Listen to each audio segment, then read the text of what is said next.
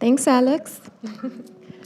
Hi, everyone. I'm Caroline Kolta from XPRIZE, and I lead the competition most recently launched about alternative meat.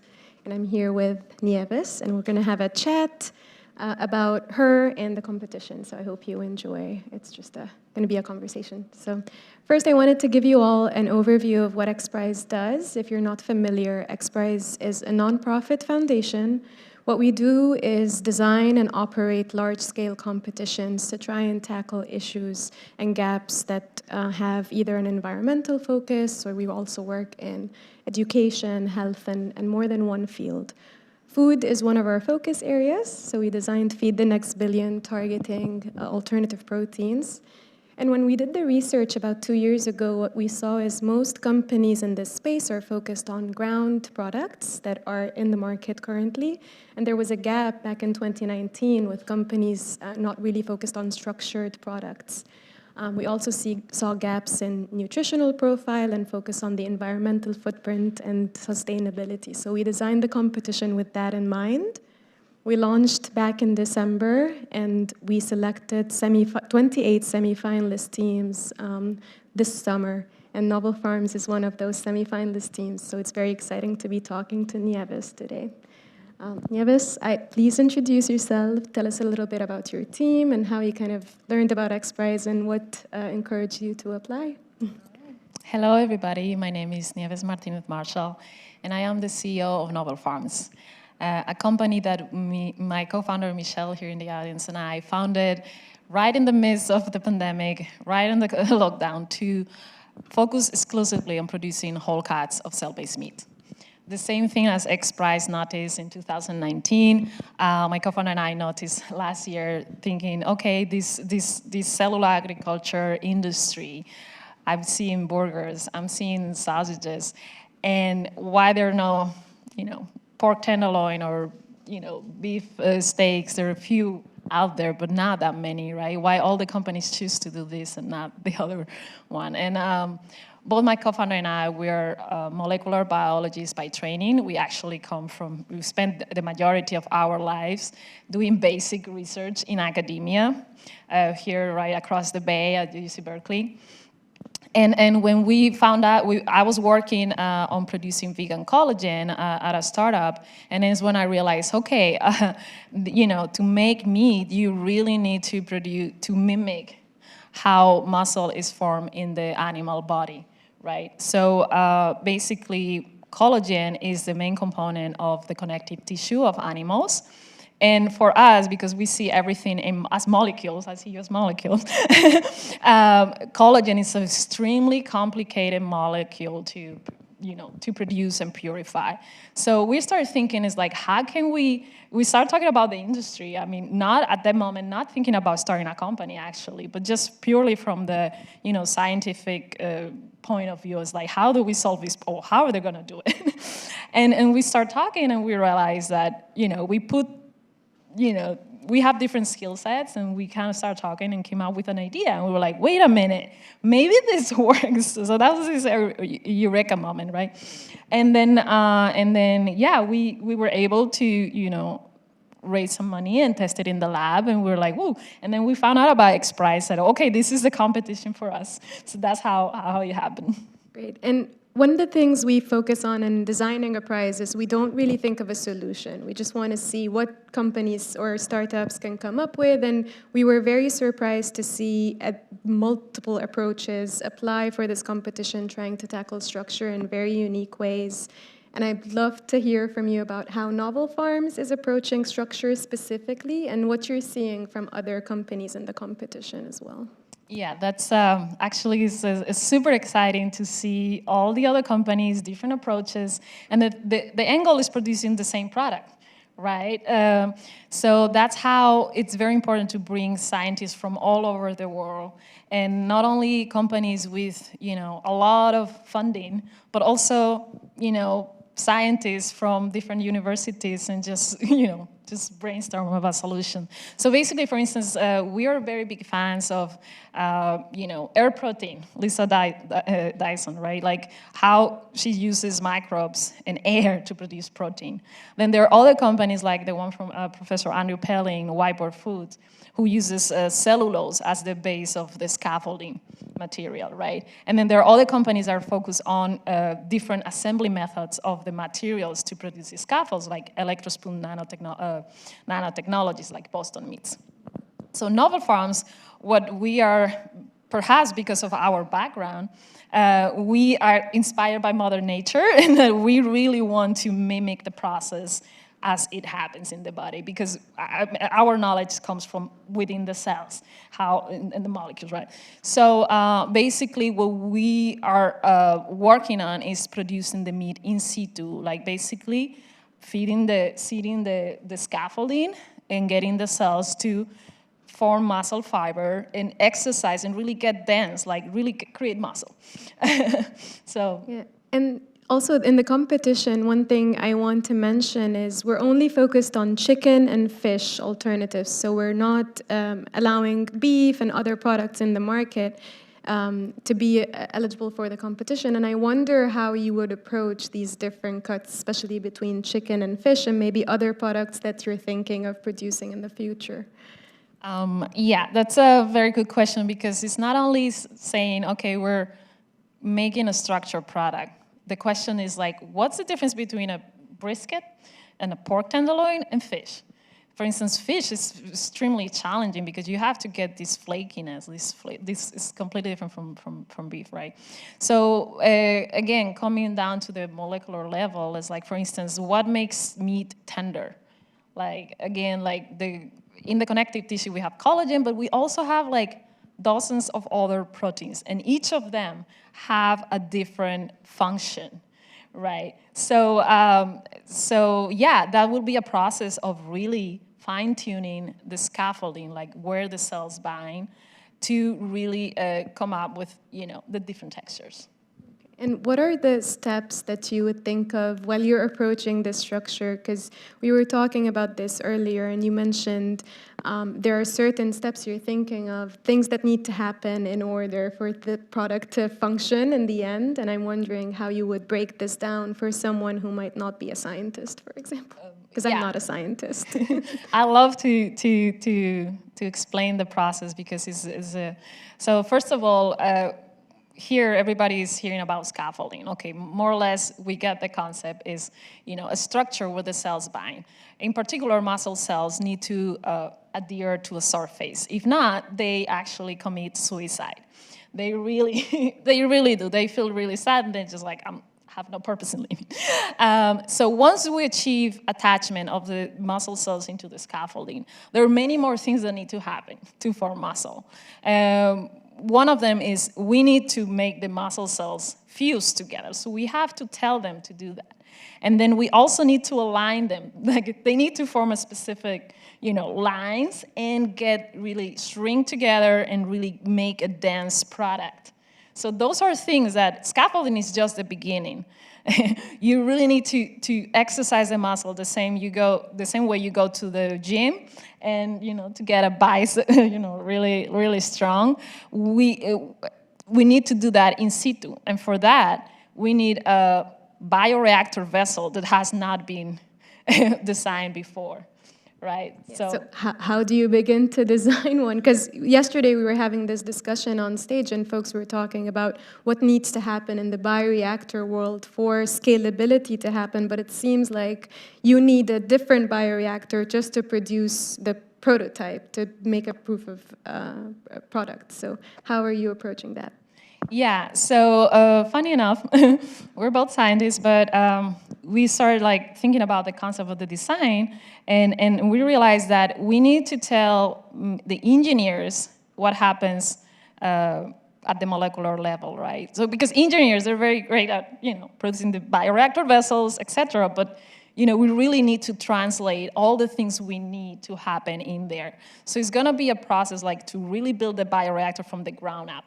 So my co-founder here, she designed the bioreactor vessel, 3D printed, and we have a little prototype, and it works. So now, like next year, once we close our seed round, we invite all the mechanical engineers who are really excited about making this prototype in a, like scaling up this prototype. We invite them to join us.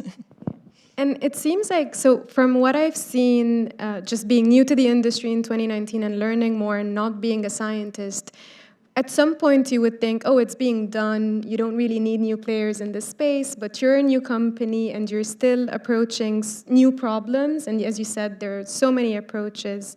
So what would you say for folks that think this is already happening? Because it really isn't, and there's still a long way to go, and there's room for new companies in this space. So, yeah, totally. As I said, I'm going to make a parallel to perhaps cancer research. People say, when scientists are going to cure cancer. Well, cancer, it's something that it has very different sources of, it happens because of different things. Meat is the same.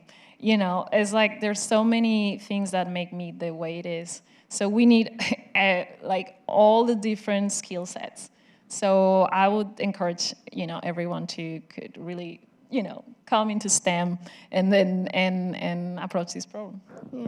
And I would also want to say, like, XPRIZE Feed the Next Billion is still looking for teams to apply. So although we designed some semifinalists, we selected some semifinalist teams, the registration is still open until December 1st. So if you're a company in the space or just a PhD student or a group of scientists exploring this issue, maybe you want to consider applying, and there's a booth outside if you want to learn more. But at this point, I want to just take advantage of this opportunity to ask you, and because I want to take notes on, how did you came up with this application, which, by the way, was extremely complex, and like how did you, were able to kind of screen through all the how many? Well, I want to know also how many companies were, applied, and how did you, selected the judges, and how everything's going to be assessed. yeah, so we get that question a lot with XPRIZE because one thing to make clear, the competition model really rewards a solution. So there needs to be a physical prototype that is tested and proven to work for a team to win a competition. Unlike grant programs where you approach it with a theory or an idea and you're supported to make that work. So one of the things we looked at is how do we make this competition challenging enough, but not too challenging, of course, because from today and yesterday's discussions, it does seem like it will take some time for us to see a product in the market. So when we approached it, we are really thinking of a prototype that works. And we have few years to make that happen with the teams and the competition. So criteria-wise, we first looked at structure. So that was the first thing that we wanted to see teams work on, but also balancing structure with the sensory profile, as well as the nutritional profile, and of course, as teams approach scale-up, how economically viable their products are, as well as how sustainable they are in the long term. So we designed the competition with those criteria in mind, and our judging panel really mirrors the criteria that we selected. So it's a multidisciplinary judging panel, and they each come to the competition with their own expertise to advise on what do we ask teams, and then how do we test teams objectively. The judging panel is, of course, independent from XPRIZE. XPRIZE doesn't take a part in selecting any of the teams or advancing them from one stage to the next. But it is a mirroring of the criteria that we are challenging you all to approach. And it actually makes me think, as, again, not a scientist, so when you are approaching structure, are you looking at nutrition at the same time, or is it a paced process where, like, let's get structure right and then approach other challenges in the competition or otherwise for a consumer to be open to try your product? Yeah, so aside from structure, the other thing that we really need to achieve is that the protein content is the same as a chicken breast. That's going to be mostly achieved by getting muscle density, like a lot of protein in the product. And so far, some cell-based meat products have been, are made using, plant-based scaffolding or something. So the protein content is not the same as in the animal, right? So the other thing that we need to look at is how this meat product is going to behave on the stove. How is it gonna be cooked, if it's gonna withstand heat? And I really like actually that at the XPRIZE there's a chef, and I have to say that it's like from my home country, Spain, Jose Andres, and it's very excited because it's not, they're gonna be the meat is gonna be analyzed, the chemical profile, etc. But then we need a chef to cook it and say, hey, this actually behaves like the meat from the animal. So I think that's very exciting. It's actually one of the focus of Novel Farms, is that in addition to chicken, our flagship product is going to be a pork product. But we want to, create a pork meat product that entices consumer to cellular agriculture. And to do that, we chose a very particular breed of pigs from my home country, Iberico pork, that unlike the pork that comes from, that has been bred for industrial farming, it conserves genetically all the things that meat from wild boars have. Like it's a high quality meat. So basically it's more red, like pig that has been, is using in industrial farming right now. Back in the 70s, it was like when people were against fats, or like, oh, lean protein is better. So they breed these pigs to mimic chicken, actually. So we're going back to the roots of what a pork animal is, and using cellular agriculture, we want to bring that to, the whole world. So that's one of the focus of, focusing on the consumer and like providing something that they don't have access to right now. Yeah. And can you tell me a little bit about how you approach consumers? Because again, part of the conversation yesterday is transparency, but also how do you introduce something so new and so technological to a consumer as just food? Because that seems to be a bridge that everyone needs to think about how to cross. And of course, a nonprofit like XPRIZE and a competition model is interesting enough and exciting enough for us to play a part in helping the industry explain what this is to a regular consumer. But I wonder also how your company, because you're a small team, how are you thinking about eventually explaining this to a consumer? Yes, that's a good question, because we're trying to figure out how to do it differently from others, right? We need different approaches. So, one way is going to be educating the consumer on what cellular agriculture is and the process. But the way Novel Farms is going to approach it is by explaining, by focusing on gastronomy. Like, we kind of want to bring culinary excellence into the cell ag by focusing exclusively on these gourmet, type of meats, and in a way offering a product that is actually, it's not just as meat. It's actually like a higher level. It's actually a delicacy that now you have access to, right? So we will focus all our energy in really, bringing the culinary aspect into our brand. And that was key for us too, actually, when we were designing this, is phase one of the competition, the semi-finalist stage, which you're in now. We give teams a lot of ownership over how they cook their product, because they'll be in charge of preparing it for the judging panel, who will do a taste test next year.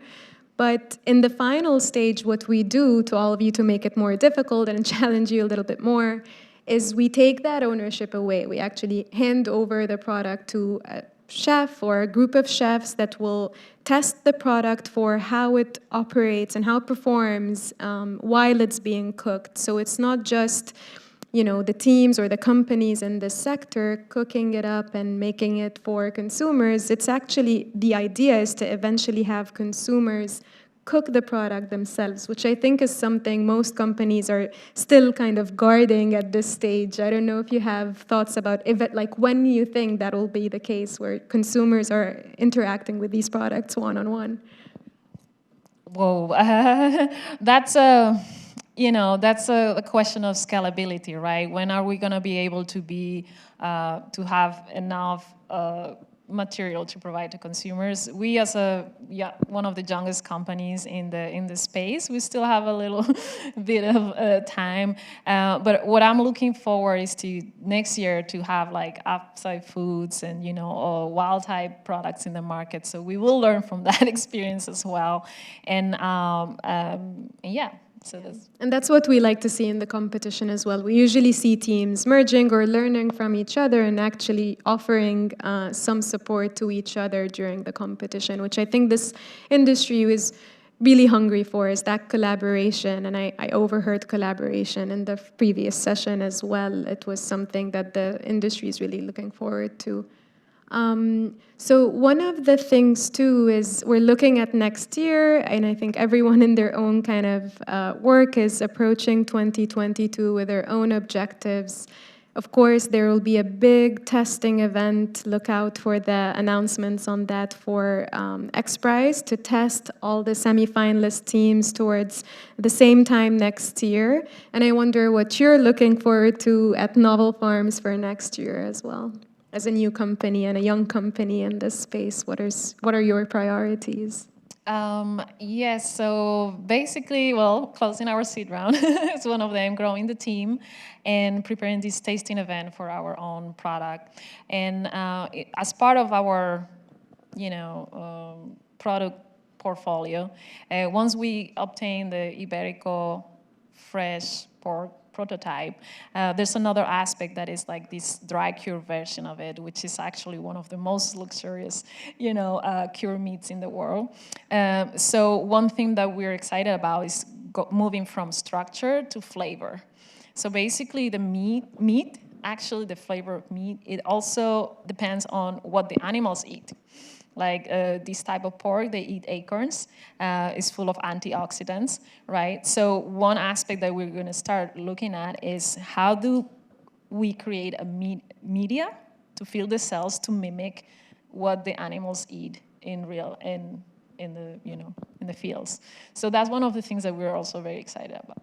Yeah, and speaking of media, one thing I didn't mention, the XPRIZE Feed the Next Billion is a $15 million prize, and it's not all awarded at the same time. We offer seed funding for the teams, so as you advance as a team from one stage to the next, you receive some award money along the way, and 2 of the $15 million are set aside for the development of a growth media that doesn't rely on an animal origin reference. So that will be eligible for any team in the competition, like Novel Farms, who's approaching this with a cell-based approach. So I don't know if you're interested in that milestone. We didn't really talk about it, but it's one thing to note that it's also an area where XPRIZE is really focused on.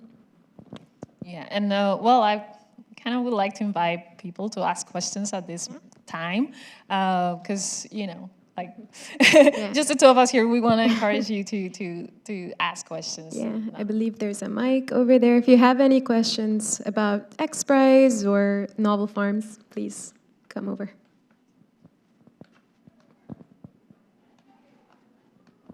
We did such a good job, I guess. I don't think there's any questions, but if Vitor is in the audience, I know he and I, oh, there he is. He and I were geeking out about Iberico ham on the podcast, but I'll pass it off to Larissa. Hey, so when I think of Iberico ham, I think of this big leg hanging from the ceiling in a cafe in Spain. Is that what you're actually trying to attempt to grow? Yes, okay. So I think of the slices that come from it. Okay, I'm like, great, easy, no problem. Not no problem, but easier. So tell me more about that, right? That's a big piece of meat. Yes. So, well, what I can tell you is that, first of all, my co-founder and I, we actually fly into Spain right tomorrow to visit a dry curing house in which, this meat is, they put these big legs in salt, and those stay in this very controlled environment, like the air and the humidity has to be highly controlled. And then they stay there for a couple years. So we're gonna learn about the process from the people who have spent centuries, actually, I believe ham was already, it has centuries, has been done for centuries. So yeah, as I mentioned before, one of the critical aspects is going to be first getting the source, like the genetics of, the pure 100% Iberico. That's one thing. The other thing is the fats. So actually, this ham is very special because the fats are 60% comprised of oleic acid.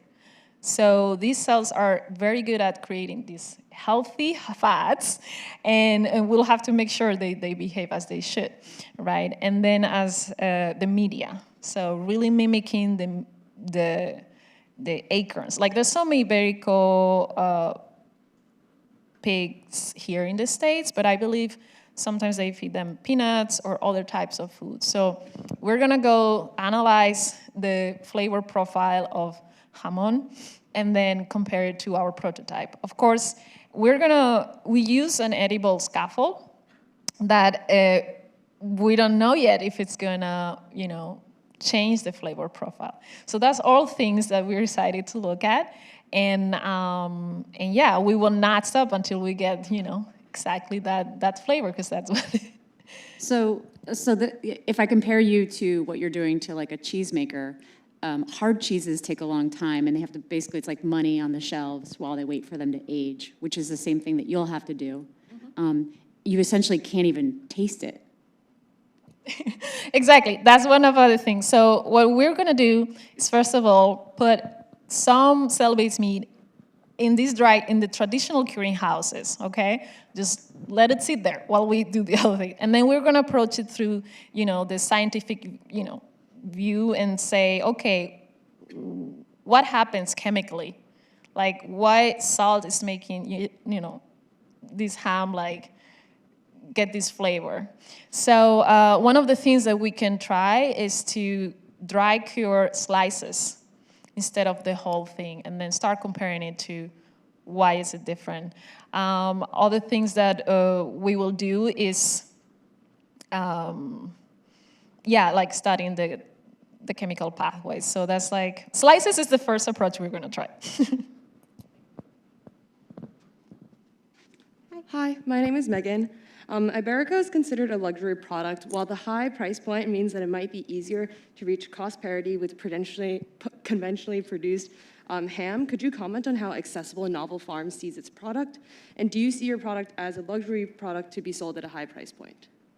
Yes, definitely. So as I said, I guess the go-to-market strategy is definitely gonna be putting our product and having it taste just as Iberico ham. So within Iberico, there are different grades. There's Iberico is 100% Iberico. There's others 50% Iberico. Then it's whether they've fed them acorns or not. So all these are stages. So it's like wine. Wine can cost $5 or it can be thousands of dollars. So it's kind of the same process. And yeah, so we aim actually to launch at price parity with Iberico. And the key is gonna be really nailing down the flavor.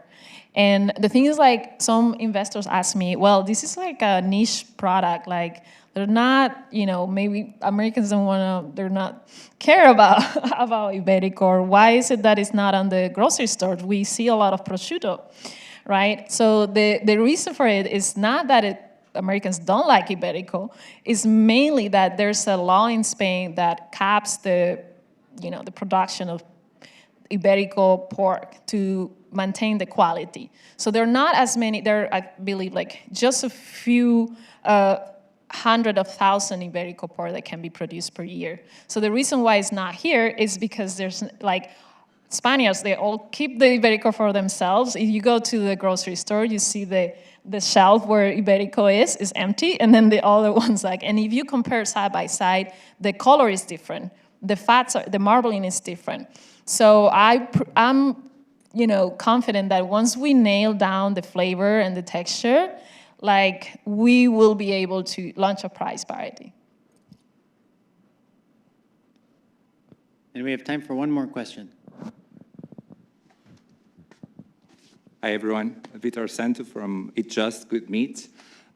First of all, thank you for the great panel. And I have two questions. One of them regarding the competition, because you have a group of companies that, or teams that are doing plant-based or cell-based. How you plan to serve, because this is a quite different, these products will be at different stages, right? And the challenges even of scalability, flavor, and all these different things we have been discussing. So how do you think that's going to play into the evaluation? And maybe you can comment, I might know the answer for this, but maybe you can comment a little bit on why you guys decided to focus on chicken and fish rather than beef and pork, for instance. And by the way, when you guys have a sample of the Iberico, I would love to try it. Looking forward for that. Thanks, Peter. So I'll get to your second question first. Why chicken and fish and not other products? And it kind of goes with the name of the competition and the discussion we were just having about some products being more expensive or more out of reach for a lot of consumers versus other products. We're a nonprofit organization. We're looking at what consumers globally are looking for, and when you look at the research there, it's chicken products mostly and fish as well. One of the reasons we also thought of avoiding things like beef is there was so many companies focused on beef when we started in 2019 to design the competition, and very few companies were really looking at chicken or fish.